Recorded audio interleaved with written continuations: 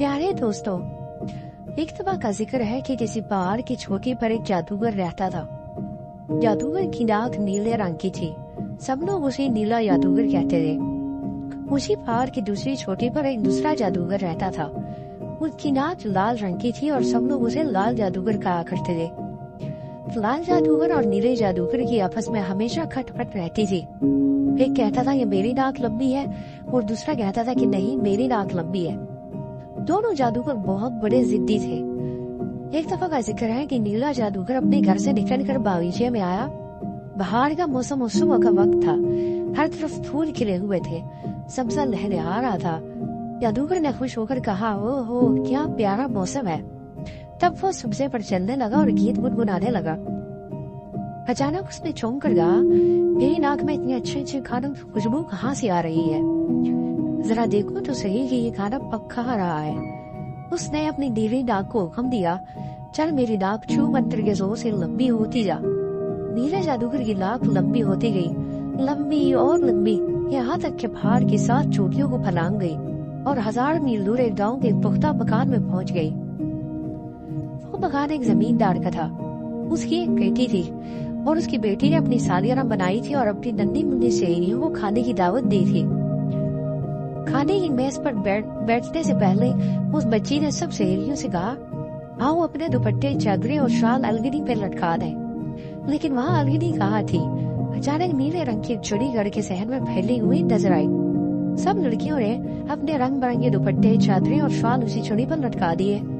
लेकिन वो चुड़ी तो नहीं थी, वो तो नीले जादूगर की नीली नाक थी।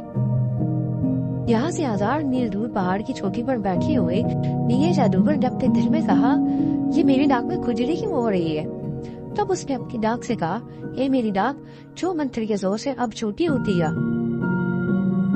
फिर नीले जादूगर की नाक छोटी होती चली गई, छोटी और छोटी, और जब वो नाक करीब आई तो नीला जादूगर खुशी से उछल पड़ा। ओहो कैसे रंगारंग और कीमती कपड़े हैं, ये कपड़े मैं अपनी बेटी को जहेज में दूंगा। उधर वो बच्ची उसकी सहेलियों ने जब देखा ये नीली छड़ी उनके कीमती कपड़ों को समेट कर उड़ी जा रही है तो प्लेटें छोड़ कर भागी। लेकिन अब क्या हो सकता था? नीले जादूगर ने वो सारे कीमती कपड़े लाल जादूगर को दिखाए और कहा, अब बताओ भला तुम्हारी नाक लंबी है या मेरी? लाल जादूगर बहुत खिसियाना हुआ। उसका मुंह गुस्से से लाल हो गया। उसने जोर जोर से पाँव पटके और घर से निकलता हुआ निकला, अब मैं अपना जादू दिखाऊंगा। लाल जादूगर पहाड़ की ऊंची चोटी पर चढ़ गया। उसने अपनी नाक खुजाई, उसे दूर तक फैला, लेकिन कोई मजेदार खुशबू नहीं आई। यहाँ तक कि रात हो गई और लाल जादूगर उस रोज भी अपनी नाक को गुस्से से मरोड़ता हुआ पहाड़ की चोटी से नीचे उतर आया। तीसरे दिन फिर लाल जादूगर तीसरी चोटी पर पहुंचा और इस तरह करते करते वो तमाम चोटियों पर पहुंच गया, लेकिन उसे कोई खुशबू नहीं मिली। दिल में कहता गया कि मैं अपनी नाक को और लंबा करूंगा, कहीं तो कोई मजेदार चीज सूंघने को मिलेगी। तब लाल जादूगर ने अपनी नाक को कहा, ए मेरी लाल नाक, छू मंत्र के जोर से लंबी होती जा। और जादूगर की नाक लंबी और लंबी होती गई, यहाँ तक के 7 चोटियों को फैलाते वो उसी जमींदार के घर में जा पहुंचे। उस जमींदार का एक छोटा बेटा था। वो उस दिन अपने दोस्तों को उसने बागीचे में खेलने के लिए बुलाया था। उसके दोस्तों ने देखा कि एक लाल रंग की मजबूत टहनी बागीचे में दूर तक फैली हुई है। वो सब बड़े खुश हुए। लड़कों ने छलांगे लगाना शुरू कर दी और टहनी को दोनों हाथों से पकड़कर झूला झूलने लगे। जमींदार या नौकर ने जब ये खेल देखा तो कहने लगा, ठहरो मैं रस्सा लेकर आता हूँ, टहनी पर रस्सा डालकर मजे से सब झूला झूलेंगे। अब एक लड़की को शरारत सूझी।